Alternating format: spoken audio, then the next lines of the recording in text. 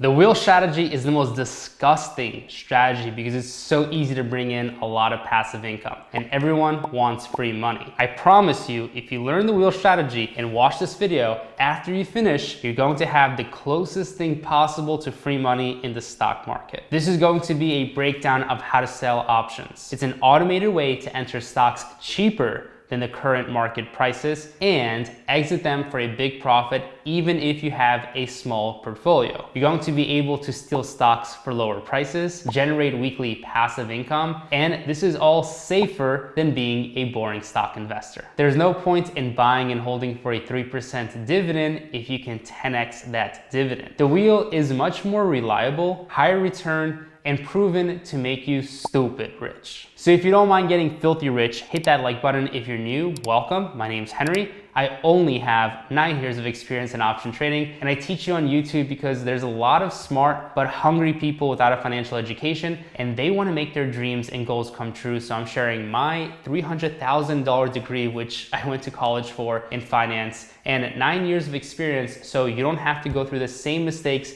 that I went through and the time spent learning how to trade options. The wheel is my very favorite all-time strategy. I mean, seriously, there is no better strategy, in my opinion, for income, for safety, and just an overall well-rounded strategy. It's so easy, literally a caveman could do it. I'm going to break everything down step by step and give you an example, including a closing at the end of the video. Number one, let's talk about the probability of success. When you buy a call option, you hope that it goes up and you break even. In my experience, and hundreds of my students that I work with, they don't get results buying options. In fact, any buying strategies, they just don't really work in the long term. With the wheel, they have a way to run a strategy that's automated, and you start selling put options to begin this strategy. You sell a put option at a strike price that you want to own the stock. That's how you start the wheel strategy. Step number one, sell a put option. So for example, say that you see a stock that you really like. I mean, you really like the stock, you want to own it, and it's currently trading for $25,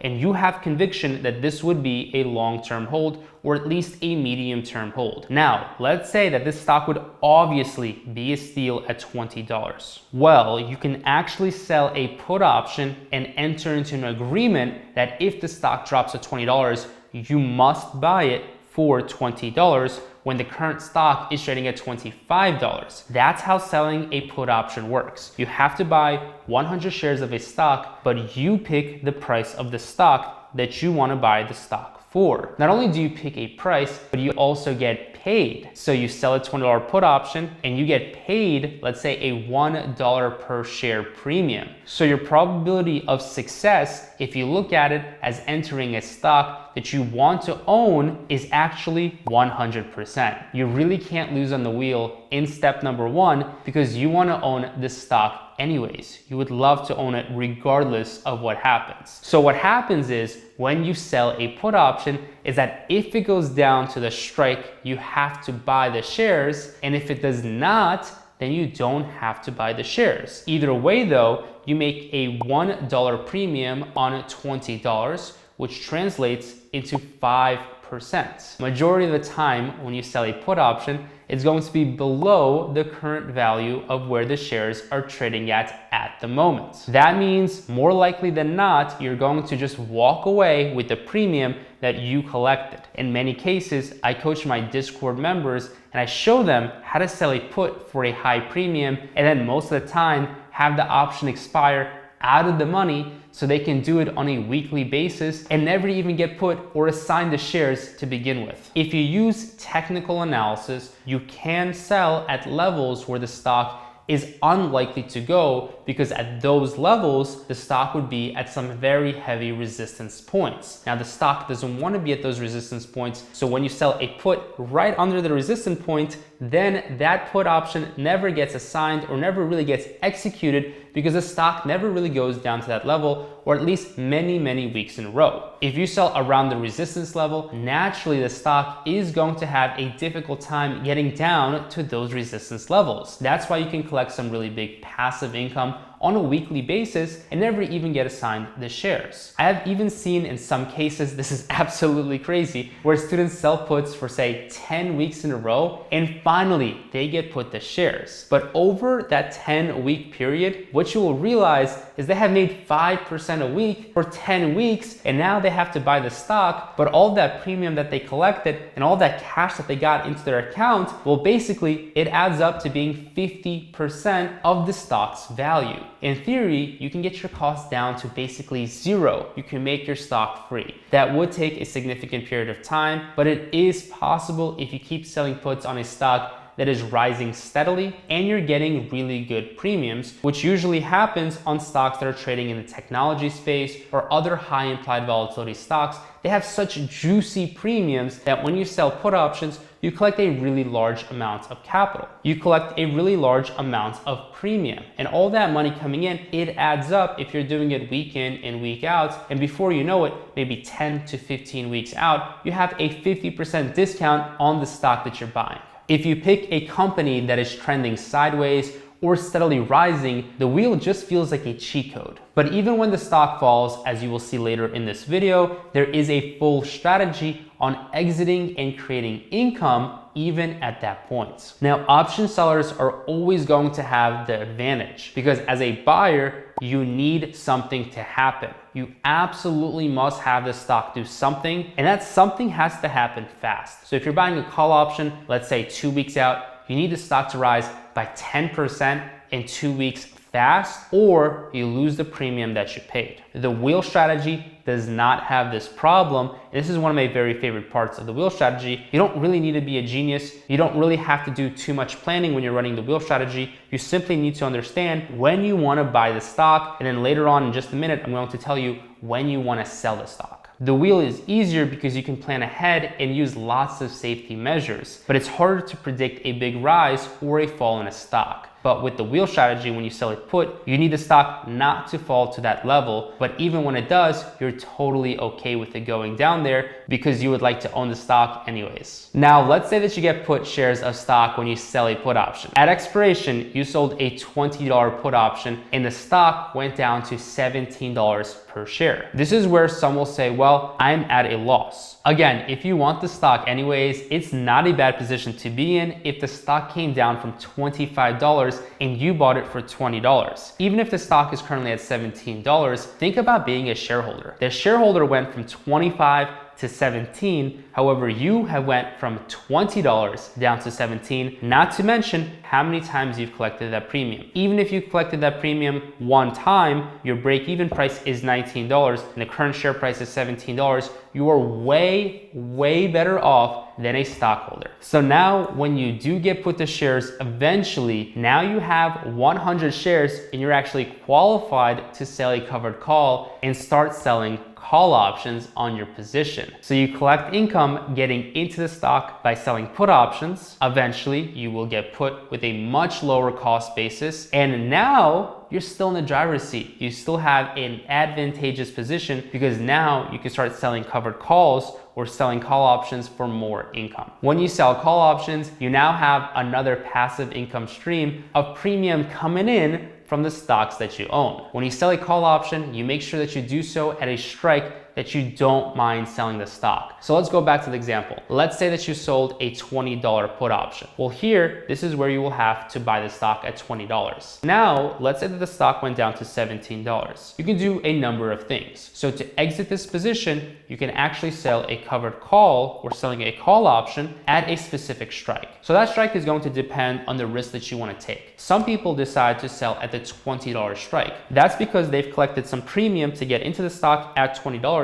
So their actual cost basis of the position is not $20. Because if you sell a put option for $1, now your cost basis is actually $19. Now, if you decide to sell a call option, you can still do it at $20. However, now you're gonna get paid again, let's say another $1. So your average price or your cost basis on this position is going to be $19, not the $20 at the strike price. And then when you sell a covered call option, although you're doing it at $20, if you collect $1, in fact, you can add that $1 to the strike price of 20. So in fact, you're getting out of the stock at $21. This is a really easy strategy because you can basically get in all day at $19 in this example, and then sell that stock for $21 all day. That's in the worst case scenario. That's if you get put right away, and then if you sell that stock right away. Now, again, in some rare cases, the stock may fall down to like $15 or lower. In that case, you are going to have a little bit more of a difficult time selling call options for premium because it's going to be so far out of the money. However, that is really rare. That happens very, very rarely, maybe one time a year. And still, if you like that stock and you don't mind owning it and holding it, you can always just wait it out. Now, I want to discuss an example of running a wheel strategy for you to see visually. All right, so this wouldn't be an Uncle Henry video if I didn't jump into my screen and show you guys an example. And if you do appreciate my transparency, make sure that you do subscribe to the channel. It is much appreciated. So now I want to show you a position that I can open up using the wheel strategy. Now you will notice that I am selling put options on Amazon. Now I understand not everyone has $270,000 to basically play with at their disposal. However, I'm basically running the wheel strategy on many different stocks. And whether you have a small portfolio or a larger portfolio, it doesn't really matter. I'm going to show you an example of a smaller portfolio because I understand a lot of new people are watching my videos because you want to learn and master options, and I totally respect that. You're at the right place. So I'm going to show you an example using a small stock. I'm going to take a look at something like a Palantir, but I do want to discuss real briefly. You can see here that I'm selling put options and I'm collecting massive premium. I mean, just last week, I sold this put option on Amazon. You can see here that I'm up $4,279 in just a week. I mean, that's absolutely insane. Now, I understand even if you don't have this capital, you can still make a lot of premium. You'll also notice that I'm also selling puts on Facebook. I have the 190 put option. Doesn't matter if you're watching this in the future because you can always run the wheel strategy. All you have to really do is sell a put option. I'm going to walk through an example in just a second. But you can see here that I'm up $4,000 here, $400 here. I'm on SPY. I'm actually up an even larger amount. Now, what I'm doing is I'm basically just selling put options for as long as possible. I don't mind selling put options because at these strike prices, I would love to own the respective stock, whether it's Amazon, Facebook, or SPY. Now, I'm running this strategy on any stock. In fact, any stock works as long as there's a few things that have to be in order. In fact, let me just show you an example. So I'm going to type in PLTR. I'm going to open up Palantir Technologies. Now, I do want to analyze this stock because it's a popular one and it's also down a lot. I mean, it's down 31% in the past 3 months. So I'm going to show you how to sell a put option to basically begin the wheel strategy. So step number 1, in your brokerage account, it doesn't matter which brokerage you're using, go to trade options for the respective stock that you're picking. Now, for me, I like to sell weekly put options because there's a lot of premium and every single week you can basically collect income so you have a weekly income. However, I will also sometimes go out 2 weeks. So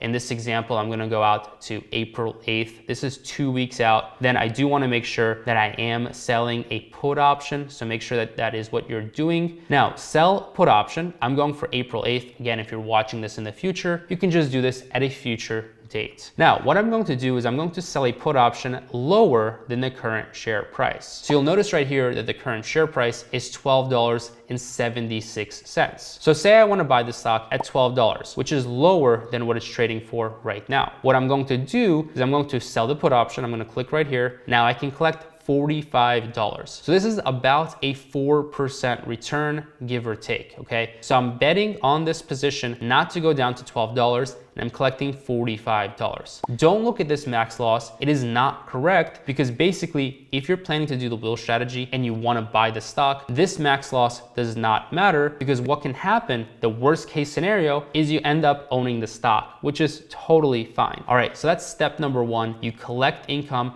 to get into the stock. Now, I do want to expand this right here because I want to briefly cover the bid ask and some of the other details that I do look at. Now, I do look at the volume. I want to make sure that the stock has at least 100 volume. Okay, if it does not have 100 volume, then you're dealing with a stock that is not very liquid. And what I mean by that is not many people are trading the stock, which is not a good thing because typically what will happen is you're not going to get a good price on the option that you're selling, okay? The other thing that you do want to look at is the bid and ask. You want to make sure that it's tight. And what I mean by tight is that it's close together, okay? If the bid is, let's say, 10 cents and the ask is $1.10, that's not good because it's so far apart. You're going to get a price somewhere in the middle, say maybe $40 or $50. However, here you have a very little slippage amount. I mean, very little amount that you have to pay in terms of the difference between the bid and ask spread. So the bid ask spread and the volume are one of the two most important things that I do look at. Now, the other thing that I look at is high implied volatility. You want to make sure that the volatility is at least 40, because when it's 40 or higher, that's a fantastic thing because you're going to be collecting a lot more premium. And the more premium you collect, the faster you can, in theory, get your price down of acquiring the stock to maybe 50% off or even 100% off over time by selling these put options. Now, let's say that you get put the stock. This is where things are just as easy. So if you already have 100 shares of the stock, all you have to really do is have sell call option. So now you can sell a call option. Now, let's say that you got into the stock at $12 per share. So your average cost is $12. However, again, if you recall, we were collecting about $45. So your actual break even or your actual cost is only $11.55. So tell me now, you can basically sell any of these strikes and be completely profitable. You can sell the 12, you can sell the 12 and a half, you can sell the 13. Let's just say we're gonna sell maybe the 13 and a half strike. So even though the stock will be lower, these options will have lower premium, but the premium will still be there. So actually, let's go down to 13. So if the stock is trading for $11.50, let's say you're underwater by just $5. That's totally fine because now you can just start selling call options for a premium. And even though the stock went from $12.79 to $11.55, which is a significant fall, you're basically breaking even. And now you can still collect income and start generating passive income from selling covered calls or selling call options. This is how the mechanics of the wheel work. You sell puts to get in, and now you can sell, let's say, the 13 call option. Now you can start collecting, maybe it won't be $71, but maybe it'll be $45 again. So you're getting $45 to get in, you're getting $45 to get out. Now you have $45 coming in on a very consistent basis on a small position of $1,000. I mean, in a month, that's going to be about $90. So that's about an 8 to 9% return on repeat. 8% return